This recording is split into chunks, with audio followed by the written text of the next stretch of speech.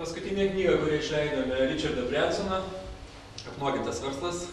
Richardas ankstesnėse knygose vis užsimindavo, kad jis turi tokią užrašų knygutę kaip jūs, kurie užrašo savo visas idėjas. Ir tai jam didžiausias turtas. Ta užrašų knygutė jis laiką vežiojosi ir jeigu prapuola užrašų knygutė, o ne piniginės, labai pergindavo, nes ten yra idėjos, mintis. Kai kurias mintis jisai gyveno po 10 metų, kai kurias dar vėliau, nes idėja kyla, užsirašo. Bet nebūtinai turi būti sąlygos, kurias galima tai padaryti. Kadangi knyga vadinasi Apnuogintas verslas, o visose savo knygose angliškai Richardas pardavinėjamas su vienu veidu. Jis jau metuose, bet labai rūpinasi savim ir nori, kad vis tik tai viršeliuose jisai būtų labai gražus. Tai nei viena leidykla negauna teisės išleisti knygų su kažkokiu kitokiu viršeliu, apart jo veidu.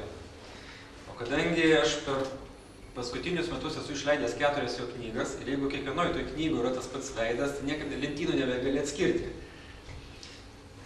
Paprastai knygos išparduodamas tiražas ir daugiau jos nebeleidžiamas. Kadangi mano modelis grįstas kitų principų, leidžiu visas knygas po truputį. Tai nedarau didelio tiražo, išleidžiu 100 knygų, parduodu 70, tada išleidžiu dar 100. Ir vyksta toks pastovus knygos papildymas ir aš žinau, kiek rinkoje, koks jos poreikis, kas perka, svarbu, kad jinai būtų. Tai radau tokią nuotrauką internete. Pasirodė, kad tai yra ne fikcija, tai yra tikra nuotrauka. Paprašiau teisių. Leidykloje man pasakė, Richardas Bransonas gyvenime nesutiks, kad viršelėje jis būtų su kažkokia apnuoginta persona. Bet kadangi aš išleidau jau 3 knygas ir visas perskaičiau, aš galvoju, jo charakteris net toks. Negali būti, kad jis nesutiktų. Tada supratau, kad leidykloje aš bendrauju su kažkokios vidutinės grandies vadybininku, kuris gyvenime akyse Richardo Bransono nematė. Nes prie jų prieiti ne kiekvienam, tiesa. Jeigu žinom, mes jeigu užimti, ne kiekvienas prie mūsų prieis, tai prie jo to labiau. Tada supratau, kad reikia ieškoti kažkaip kitaip. Įlindau internetą, suradau šitos nuotraukos autorių. Kitą dieną nuotraukos autorius jau man davė Richardo Bransono leidimą šitam viršeliui. Verslininkai protestuoja. Verslininkai tie, kurie turi patentus. Tai iškilo klausimas, ar jie verslininkai, ar tik tai darbininkai turintis tokią darbo formą arba mokėjimo formą, nes be patentų jų niekas nepriima dirbti statybos. Ne? Tai jeigu žiūrėti toks. Tai tada, koks jis verslininkas? Paprasčiausiai jį prievartauja būti tokiu verslininku. Jis ateina, jis savo verslo neturi. Gerai, tai dabar klausimas labai tipiškas, tarkime, tikslą. Kam verslas jums reikalingas? Arba kas yra verslo tikslas? Tie, kas ne versle, kaip jūs galvojate, kam to reikia? Ir galbūt kažkas esat knygą skaitė, tikslas tokia. Čia mano pirmoji išleista knyga, nuo jos aš pradėjau visą leidybinę veiklą. Kaip jūs galvojate, ar yra kokių tai minčių apart pinigų? Kuris iš jūsų mėgstat pirkti? 3 merginas. Visos moteris.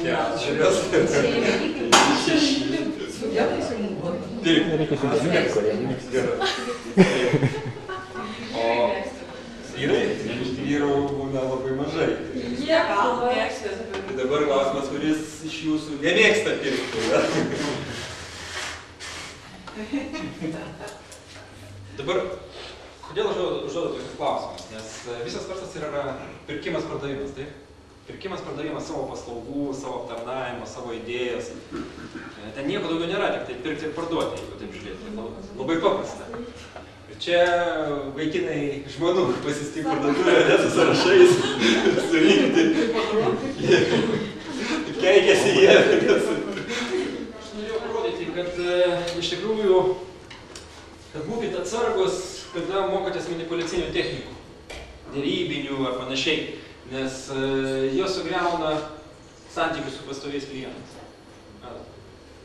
Tai yra manipuliacija, nes aš esu vienkartinėme versle, aš aukoju santykį dėl vienkartinio piniginio išlošimo ar dar kažko. Ką norėjau pasakyti? Gyvenime matematika neveikia. Ir versle matematika neveikia. Kaip pavyzdys, Berniukui daviau 4 obuolius. Po pusvalandžio daviau dar 2 obuolius. Kiek berniukas turėjo obuolių po 3 valandų? Kiek nesuvalgyti? Niekas iš mūsų nežino, ne? Galbūt 6, galbūt 3, galbūt 5,5, nes atkando ir neskanu. Tada sako, kiek bus vienas vyras plus viena moteris ir po 10 metų. Priklauso nuo šalies, ne? Arba nuo poros. Tai yra svyravimai yra labai dideli. Tai iš tikrųjų, jeigu taip žiūrėti, versle, kaip ir gyvenime, veikia fizikos dėsniai. Dabar kodėl matematika neveikia? Matematika tai iš tikrųjų modelis sukurtas dirbti laboratorijoje, dirbtinom sąlygom. Nes visi matematiniai moduliai, jie yra izoliuoti, jie liktai baigtiniai. O gyvenime mes laiką turim aplinkybės, kurios veikia per tą modelį. Taip?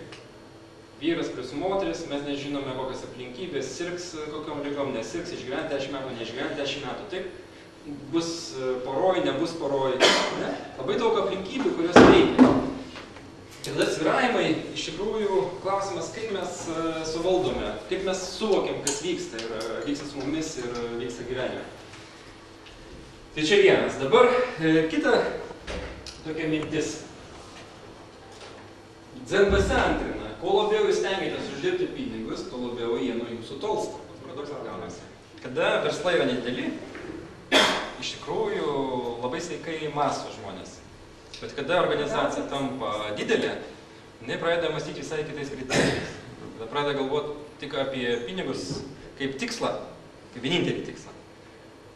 Ir tada dingsta supratimas, kaip pats sakai, kam to. Nes, tokie planai, taip duota, taip užduota.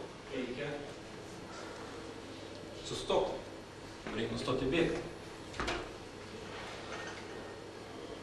Reikia susidėlioti, kas iš manęs siurbia energiją, kokie darbai, ką aš veikiu pastoviai, kas iš manęs atima tą laiką.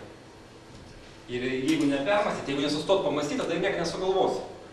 Man labai patinka mąstyti, aš linkęs išeiti į kalnus mėnesiui ir antrą savaitę, pirmą savaitę iš vis nieko nemastai, nes ilsiesi, antrą eini, o trečią jau protas pradeda reikalauti kažkokio darbo ir jis pradeda generuoti idėjas. Ir tada grįžtu atgal ir aš grįžtu dažnai suvokęs, kur mes savo darbę užstrigome. Kada tu įsikinkai į monotoniją, tu nebegali mąstyti. Užsidaro čakros ir tu nematai, kas vyksta. O šį čia liktai nueini ir iš šono pasižiūri į verslą. Ir jeigu skaityti Richardą Bransoną, jis sako, viena iš pagrindinių užduočių savininko, verslo savininko, laiks nuo laiko pasitraukti, kad galėtum peržiūrėti iš šono, kas pas tave vyksta, kas ant darosi, nes tu kitaip laiko tam neturi. Taip tu įsikinkęs viduj. Tu nesi savininkas, tu esi darbuotojas. Savininkas gali mąstyti atsitraukęs nuo darbų, gali tada peržiūrėti, kas ten vyksta. Ir mano kolegos labai nemėgdavo mano grįžimų. Nes jis sako, klausyk, kiekvieną kartą, kai grįžti, reikalavo, kad mes padarytume gana kardinalius pokyčius. Ir kurį laiką buvo gana stiprus konfliktai dėl to. Jie mane kaltino, kad aš nedirbu, nes išvažiuoju mėnesius, kai grįžti su pretenzijom, tiesa. Jų matymą grįžti su pretenzijom. O po gerų metų, sako, žinai, tai pergalvoju, bet kai tu grįžti, sako, tu iš tikrųjų pamatai, kur mes užkliuvę, kur įsikinkę, kur mes monotonijoje, kur mes neberandam sprendimo, kur darom kasdien tą patį, galvodami, kad bus geriau. Tai toks, tai iš tikrųjų pavaldiniai, jiems labai nemalonus yra grįžimas. Tu iš tikrųjų tada žiūri, kokius pokyčius atlikti, o jie nelaukia tokių dalykų. Geriau kasdien daryti kaip ir tą patį, nes tada ramiau.